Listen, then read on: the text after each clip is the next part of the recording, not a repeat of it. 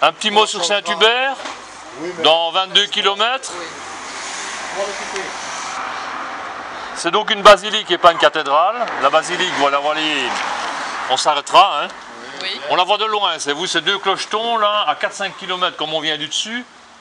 On la voit, on l'aperçoit déjà. Je suppose que tout le monde connaît Saint-Hubert, tout le monde y est déjà passé. 5650 habitants par exemple. Situation au cœur de l'Ardenne, 61 km au sud de Namur, 60 au nord d'Arlon. Mais ce qui est un peu plus caractéristique, c'est que le point culminant de la commune est déjà à 590 mètres.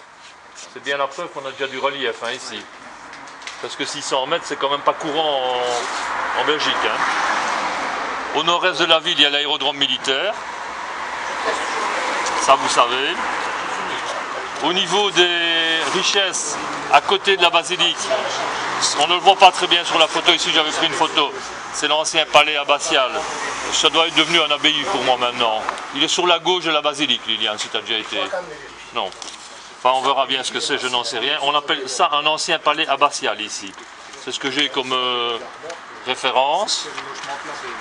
Probablement. Probablement. La ville possède des armes. Vous savez que c'est une ville de chasse, hein? Oui. Évidemment, hein? C'est bien connu pour cela. J'avais assisté d'ailleurs moi à un baptême de chevaux et de chiens.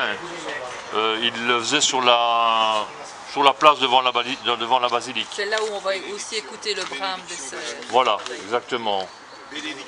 Les principales en patrimoine, par exemple, à Saint-Hubert, je vois, il y a la basilique des Saint-Pierre et Paul et le palais abbatial, on vient d'en parler. À 7 km, je ne sais pas si vous y êtes déjà allé, au bord de la Masblette. La Masblette, c'est une petite rivière qui se jette dans la Lomme. Hein, se trouve le fourneau Saint-Michel.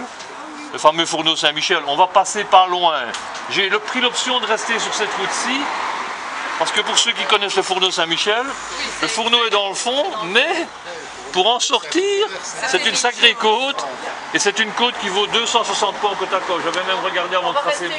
Oui, oui, donc j'ai préféré passer par ici. Enfin, prendre cette option-ci. Et donc le fourneau Saint-Michel, c'est un hameau musée. Hein. Consacré donc à l'industrie du fer en Wallonie. Et c'est aussi un musée de plein air qui rassemble différents types de maisons et de bâtiments, des anciens bâtis, des anciens logis. Hein. Alors on traversera cette route-ci, on passera entre Miroir et Awen, ces deux très beaux petits villages ardennais. On ne les voit pas et malheureusement il y a un très beau château à Miroir aussi. Voilà, c'est un peu ce qu'il y a comme curiosité dans le coin. Il y a l'aérodrome de Saint-Hubert, je viens d'en parler, qui est surtout devenu maintenant un aéroclub. C'est un centre de vol à voile. Hein. Donc de planeurs, pour être plus précis. Voilà. Dans les folklores et les festivités, il y a un carnaval, de ce que je lis.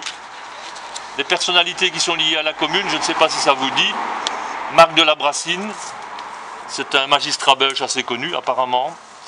Arsène Vaillant, ancien footballeur et journaliste sportif, décédé en 2007.